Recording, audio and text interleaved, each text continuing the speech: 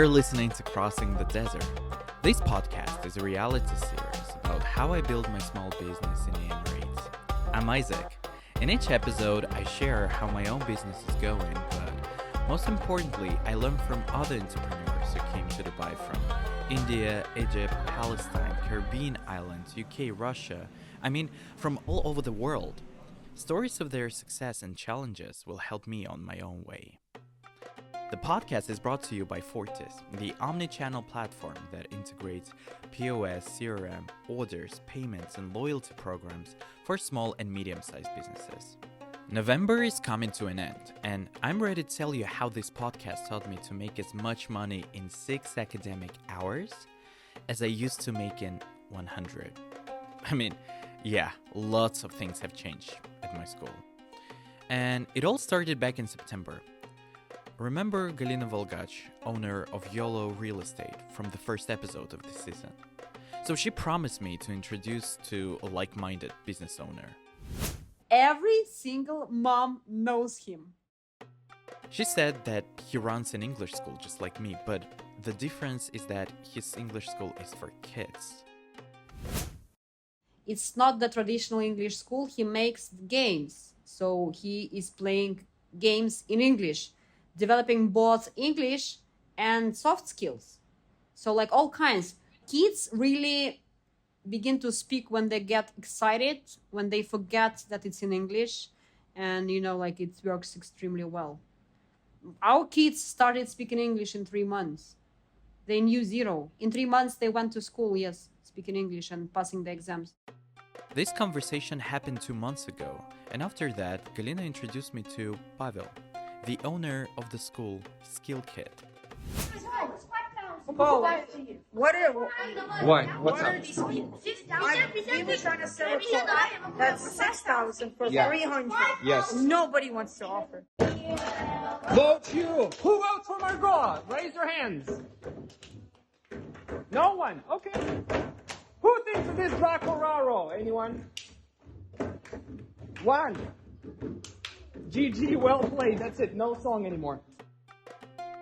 Yeah, that's how it sounds at his school, and it looks very funny. And here's how Pavel himself explained how it works, or what is so special about this school that children are so excited about, and why all the moms know it. The idea is that we put soft skills in hierarchy of education higher than hard skills. The end result is that your kid gets life experience in professionally directed way and under professionals' supervision. For example, have you ever heard about the game called Cash Flow? It's Monopoly on steroids. There's markets, there is that stocks, they can buy different assets, open businesses, and the main goal of the game is to become financially independent, to acquire as much passive income as possible. That is how we teach kids to make money work for them, not them for money. That was the first game that we launched in Dubai. At Skill Kit, children play different board games, and each one develops new soft skills in them. Cash flow helps them learn how to manage their finances while they had a good time and learn English. And with the City Skyline game, they learn how to negotiate. Not just how to translate their thoughts into English, but how to use it to reach their goals. So in this game, City Skylines, they have to work as a team. Sometimes they will be blindfolded in terms of they will have to communicate without seeing other person's cards. It's like maybe the game Don't Stop Talking and Nobody Explodes, where you have to explain what you're seeing. So we're implementing that, but not just what you're seeing, but you have to explain concepts, the problem that your city has. And let's say you are a plumber, but you have to explain to an architect that in your area it is impossible to make an underground pipe layout, but you cannot use some certain words, and you have to explain yourself, and the other person cannot see your cards, and they have to find out what they need to do with their cards. So that's going to be a purely communication game, stress based as well, because there will be time limitations. And some kids really struggle right now with decision making. They have to make hard decisions. They will have to, in this game, destroy a building, let some people out of their houses and, well, put them somewhere. They will lose some happiness, but they will gain something again. So it's again choices, right? Again, sorry, the lost thing. Why? Now that I talk about this so much, I see I have a problem. Yes, to learn how to win, you need to know how to lose as well. This seems to be one of the key skills of enterprising people. We see it in every interview. It is not important whether you lose or not. Everyone loses, and you will lose from time to time. What's more important is how you respond to loss. And to prepare for it, at Skill Kit they play the game named Evolution. And there's Evolution game, which is about biology. But basically, this is the game that teaches kids how to lose. Actually, kids come to Evolution games a little later when they learn the bad way that they will lose eventually on Mafia, on Cashflow, on Bunker. They will lose. They will be kicked out of the bunker, dead in Mafia, and lose their job on Cashflow. But Evolution turns out to be much more emotional than just cash flow and Skyline, especially for kids. They create their own animals. We make them draw their animals, give them names, think about their story, and they get eaten. Yes, they get eaten, they lose their animals, and we teach them this is the moment everybody faces in real life, and you can use it as experience, and you've got more resources now because your animal, you know what that is? It is food now. You think this is a difficult topic to discuss with children? There are more difficult topics. We don't have a program. We can't even imagine what will happen, which conflict will pop up this time.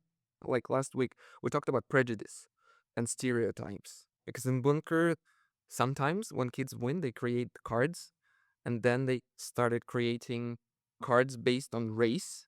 And that's why we started talking about races and stereotypes. Is it relevant to the Bunker game or no? So, yeah, we're facing hard stuff. I'm not surprised that kids get involved in these games. I mean that they can discuss complex topics seriously, experience difficult emotions with friends and under supervision, but what absolutely got me is that parents trust the school enough to come with their own agenda. Sometimes parents themselves, they bring a request how to stand their ground at school, for example, and we think how can we address that in an engaging and fun way. After every class, as I said, 300 kids, yeah, a week. If they are 13 years old and older, every kid gets a feedback, otherwise parents, about how they fared this game and this session, how they solved a conflict, were they improving their skills, some areas of growth that we found for them, or maybe some directions that they should develop more profoundly. Just a later example, I told the parents that a kid was really interested in this concept of creating their own cards for our games. When they win, we let them create something for the game. So every game is constantly improved and moving forward because kids are creating their own stuff. And one kid is now making his own tabletop game just because I told him that, well, their cards were one of the best ones and they were really balanced and they were fun to play with.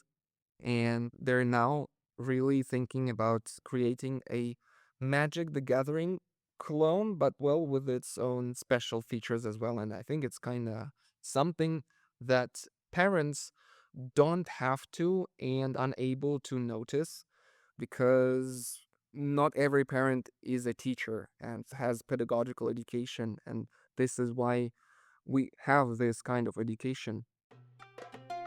Pavel creates such circumstances for children through play, but how do I do it with adults? Well, first of all, adults like board games too. So my first idea was, why don't I play Monopoly with adults? So I gathered a group of friends to test the idea, offered them a Monopoly board, and just listen how they got invested. I don't understand who is where. What is happening? What is happening? Who is the richest guy? I'm the richest guy. Guess not anymore. That's a tax. But it's not big. It's not that big. I don't know how to say it. Oh, you want to say mislay? You can say mislay if you want to. Or put in a pledge. I think in business sphere they use put in a pledge. Girls, I have offer for you. This is Lena. She immediately sees the initiative as the chief negotiator. I give much more than I take, but I get my line. And after that, you have opportunity to deal with Sasha to get a line. No, please, Lena. Can I go to prison? No. You need to pay me. You need to pay me. I don't have anything. You can pay first and then do whatever you want. Huh. Wow, that's tough. Thank you so much. My game is over. I am my bankrupt. What's now? What about his property? Can we have it? Can we eat him? Can you hear that? I mean, she didn't even spend a second empathizing with me. I won? Well, I lost Monopoly this day, but I did test the product hypothesis. I didn't expect to invent the next newest methodology for learning English or find the perfect way to explain how past perfect differs from present simple. I mean, there is already enough of that kind of material out there, but what was important is to create a space where a student can help but talk because, they're too eager to speak up. I dubbed that my students would play Monopoly twice a week. So I started looking for something else that would get people in my network talking with the same enthusiasm. And I started by stopping speaking to them in their first languages and switching to English for everything. I mean, literally for everything. So, my last slide is what kind of companies need podcasting as a marketing tool most? Of course, I can simply say all companies who want to build relationship and trust with their clients. But that's not an answer because, of course, every company would love to have relationship and trust with their audience, but not all of them needs podcasting. For some of them, it's better to be focused on performance marketing or reach-oriented marketing tools. That's why I have my profiling checklist. It includes 3 simple questions for companies. First one is how your clients buy your product. If they do it emotionally, spontaneously, it means that maybe podcasting is not the best solution for this company. But if they need from 7 to 15 touches, contacts with the audience to make them buy, it means that they really need to build relationship, which means they maybe need podcasting as a tool. For example, I have this statistic that 15 contacts are required to sell SaaS in B2B. That is a perfect example of field where you really need to build trust and relationship to sell something, which means podcasting could be a very useful tool for them. Second point on my checklist is if their financial model is built on retention and lifetime value. That is just another way to see if they need to build relationship and trust with their audience, right? And the last one, I can simply check if they already have in their marketing team brand marketing and content marketing specialists. Because if they already hired those people and they already invest in them, it means that they already understand that they need build a relationship, not just sell. So yeah, that's pretty much it. That is 3 points which helps me to quickly check if my company should try podcasting as a marketing tool. You see, enterprising people will find the words if they need to talk business, conversions, payments, customers. This is a good time to tell you about Fortis. They've created a service for those who sell online or just want to start. I'll show Sasha how it works from the seller's account, and to you, I'll explain in words. So, if you don't have an online store yet, you can create one with Fortis without a designer or any special skills. You upload your catalog and Fortis creates for you a page with, all these beautiful product cards, shopping cart, and payment form. Your clients can pay via Visa, MasterCard, Samsung Pay, I mean, you name it. And in addition, you will have a payment link in case your customer places an order, for example, in WhatsApp or any other messenger. You can discuss their order in chat and then just send a link to the payment form. Your client can pay easily with no need to download anything for this. And the most important thing, information about purchases and customers will be collected in a personal account. So you can analyze it, make business decisions based on it, launch a loyalty program, all your sales data on one screen. Do you want to try this service with your hands and see it in action, and not just to hear about it? Order a demo on the Fortis website, the link in the episode description. Basically, you have sales, and here you see the total which paid by card, cash, and payment link. You can manage orders from all channels, and you have filters. You can have dates, payment status, which is partially refunded, partially paid, refunded, paid, not paid. Uh-huh. Get it. And now we need to see all details about one customer. Here. And you have the customer information with the phone number, discount. But let's get back to my product. So I've realized that adults, at least my adults, are willing to overcome embarrassment, find the words, and learn the terms if they really need something here and now for their business and career goals.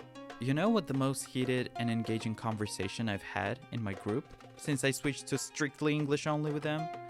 An argument about the ethics of email marketing. We had a meeting with my marketing group about email marketing last Tuesday, I think, and we talked about the ethical part of it. And one group member was data analyst. And of course, you're like, hey, so what would you say? Do you think it's normal, or is it okay that you guys label the information and have some data, and what about private things and stuff like that? And this is where the dynamic started, he was like, yes, or he tried to be very smooth about it, but he had very good arguments behind it. And there were other people who hold completely different position. And what is interesting is that usually when we talk about group, people are shy to give their own, like, to express their opinion, to voice their opinion, but they were so involved that every member of the group said something regarding it and commented on it. And even though it kind of prolonged and extended our meeting than it's supposed to be, but I was completely okay with that, and I was so happy. This is very emotional topic for me because as an entrepreneur, I completely understand this desire to get a new client. And if my message goes to wrong emails, just like as a casualty, I don't mind. But at the same time, in my email, I now have like 2,000, maybe more, maybe 3,000 unread emails. And among them, there are some important letters. I literally sometimes miss potential clients because I cannot just see them under this huge pile of unread messages. And most of them I get from people who want me as the client. I understand that, but I never gave my email to them.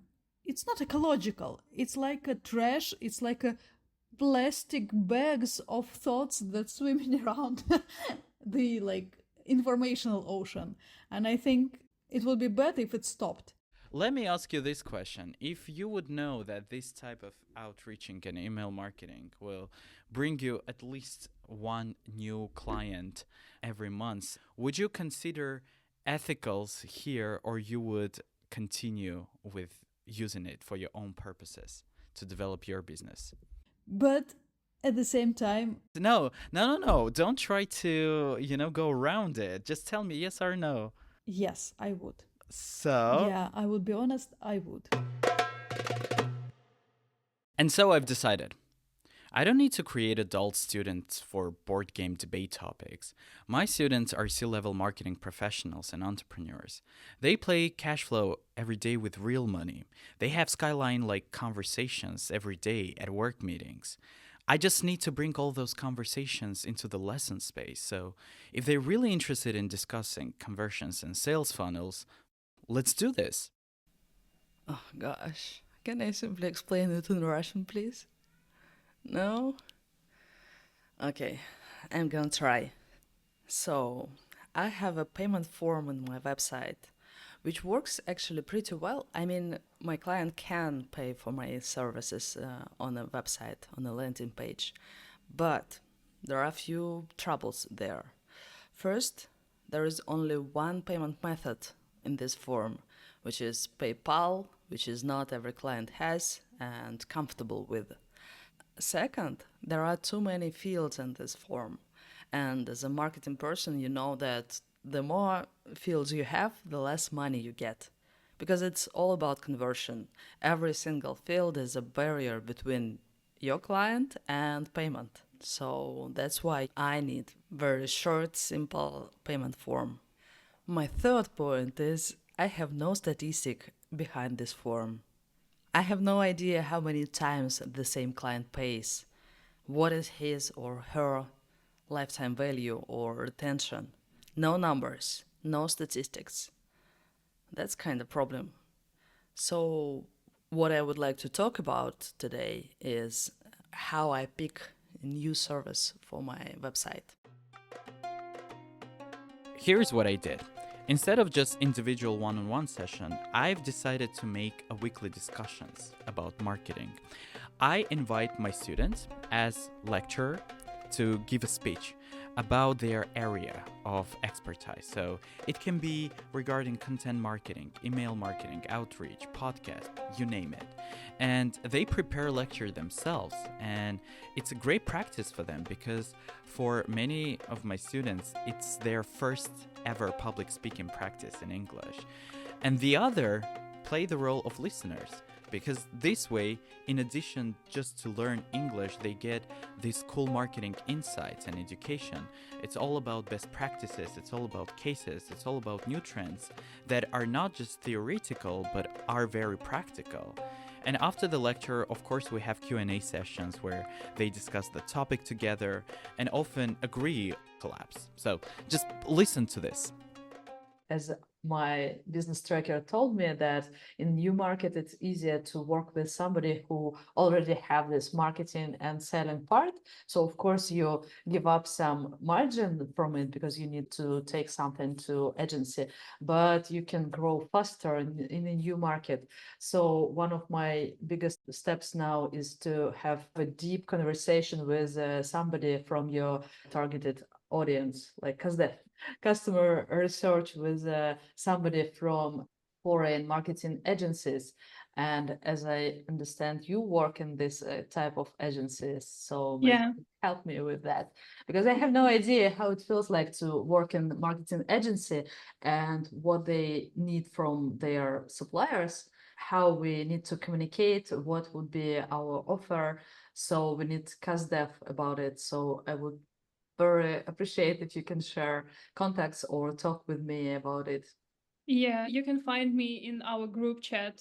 Just text me. And I believe even just talking about it, we can have some value. Well, our agency right now, we mainly work with clients in the MENA region, so the GCC countries. I can refer you to some teams who work with European markets. I think we still will be of help to each other. I can definitely explain to you better what agencies need from the client. And I also will help you in pinpointing different red flags, unethical tactics that some companies may do on the market, just things to watch out for to not kind of get not scammed, but Oh my God. not pay for more than you need to pay for, basically. Serendipity, that's the perfect thing about communities. Oh my God, this is Yes, all I I know, wanted. I know how lucky I am. All this time I was talking about the product. It took me many months to figure out what it would be, what my unique selling proposition was. Finally, I succeeded. I'm creating a community of marketers and entrepreneurs who share their professional experience and improve their English at the same time. Want to know how this has changed my economy? Well, I used to be able to lead a maximum of 5 people a day. 5 days a week, that makes 100 lessons per month. Now the same people come for a joint class once a week for 1.5 hours. It takes 6 academic hours per month. for the same money. Amazing, right? At the same time, I solved another headache of the school. You know, the most expensive thing for a school is to find and train teachers, and Pavel warned me about it right away. One of the issues that you have to address in Dubai as well, the salaries are the main factor of your expenses, is the main expense. Well, depending on what kind of specialists you hire.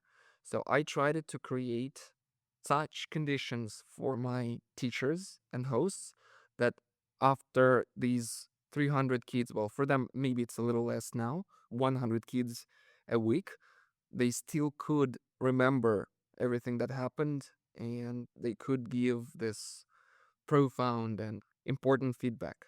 That wouldn't be possible if we pay, for example, as educational centers, they're paying maybe 1,500 dirham a month. Some house allowance, I think there's a 500 dirham house allowance they're paying. Our teachers receive 10,000 flat. You just have some less hours, 20 hours a week, but you gotta just give all of yourself. Plus allowance for car, because of course we do not have a center. We do not have one location. We have different locations, so they have to move around. So we are also allowing them the car payment, and where bonuses and additional payments, commissions is everything. Every teacher, they feel like if they help a kid to stay with us, if they do something that helps parents to understand the value of what we're doing, it's absolutely their effort, and we also appreciate it, and they get paid for that as well. And with my new format, it seems I've half solved this problem. The students prepare the materials for my lessons partly by themselves. It's a user-generated content. And they take away from the lesson not only the practice of talking about what they are interested in, but also business connections. I think it's worth developing. You're listening to Crossing the Desert, podcast by Fortis. Fortis helps seamlessly connect businesses and their customers and run the business. It assists in attracting and retaining customers, selling products and services, accepting payments both online and in-store, and managing finances and personnel. Join Fortis social media, links are in the episode description. And a quick reminder, if you want to order a demo to see how Fortis works and try it literally and click it yourself, follow the link in the episode description. Follow our podcast or add it to your favorite. Give us 5 stars or a heart and leave us a comment. This will help other listeners find out about us, and we'll love to read and answer them. And see you in the next episode.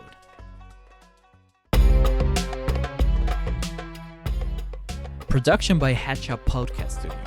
Showrunners and editors Alexandra Volkova and Yelena Volkova. Producer Daria Sanikova.